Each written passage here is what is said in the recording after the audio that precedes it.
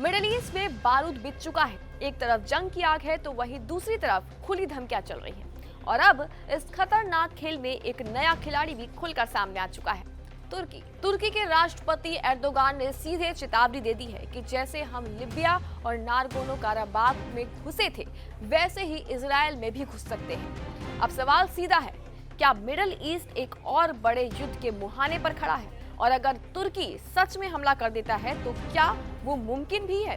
नमस्कार, आप देख रहे हैं जी न्यूज़ का डिजिटल प्लेटफॉर्म और आज हम इस पूरे भू राजनीतिक समीकरण को विस्तार से समझेंगे। धमकी, ताकत, भूगोल और हकीकत। सबसे पहले समझते हैं कि एर्दोगान ने ये धमकी क्यों दी है।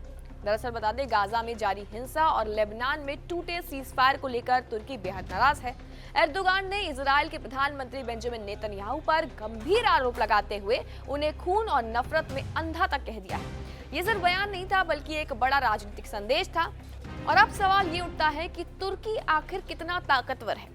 तुर्की नाटो का सदस्य है और बता दें, उसके पास नाटो की दूसरी सबसे बड़ी सेना है। आधुनिक हथियार, ड्रोन टेक्नोलॉजी और मजबूत एयरफोर्स तुर्की खुद को एक रीजनल पावर के तौर पर स्थापित कर चुका है। लिबिया और नागोर्नो काराबाख में उसकी सैन्य दखल इसका उदाहरण भी। लेकिन अब सबसे अहम सवाल यहाँ ये है कि क्या तुर्की सच में इजराइल पर हमला कर सकता है?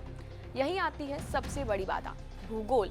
दरअसल तुर्की और इजराइल के बीच कोई भी सीधी सीमा नहीं है। दोनों देशों के बीच करीब 600 से 800 किलोमीटर की दूरी है और सबसे बड़ा स्पीड ब्रेकर है बीच में मौजूद सीरिया और लेबनान। अगर तुर्की को हमला करना हो तो उसके पास 3 रास्ते हैं। पहला रास्ता, सीरिया के जरिए जमीनी हमले।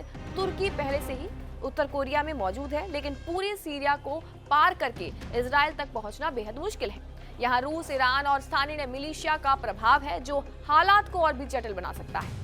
उसके पास दूसरा रास्ता यह है कि लेबनान के जरिए हमला, लेकिन यहाँ हिजबुल्लाह का दबदबा है और इजराइल के साथ पहले से तनाव चरम पर है।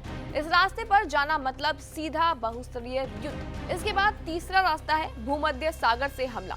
दरअसल भूमध्य सागर के रास्ते नौसेना और एयरफोर्स के जरिए हमला संभव जरूर है, लेकिन यहाँ इजराइल की मजबूत नेवी और एयर डिफेंस सिस्टम बड़ी चुनौती बन सकते हैं। अब बात करते हैं इजराइल की ताकत की। तो दरअसल आपको बता दें कि इजराइल मिडिल ईस्ट की सबसे एडवांस सैन्य ताकतों में से एक मानी जाती है। उसके पास आयरन डोम जैसे डिफेंस सिस्टम है, अत्याधुनिक एयरफोर्स है और न्यूक्लियर क्षमता भी मानी जाती है। यानी कोई भी सीधा हमला यहाँ आसान नहीं होता है, बल्कि बेहद जोखिम भरा होता है। और अब इस पूरे खेल में एक और फैक्टर है और वो है ईरान। ईरान पहले से ही इजराइल के खिलाफ खड़ा है और अगर तुर्की भी खुलकर इसमें कूद जाता है तो ये एक क्षेत्रीय नहीं बल्कि बहुदेशीय युद्ध बन सकता है। तो क्या एर्दोगान की धमकी सिर्फ बयानबाजी है? जवाब है काफी हद तक हाँ।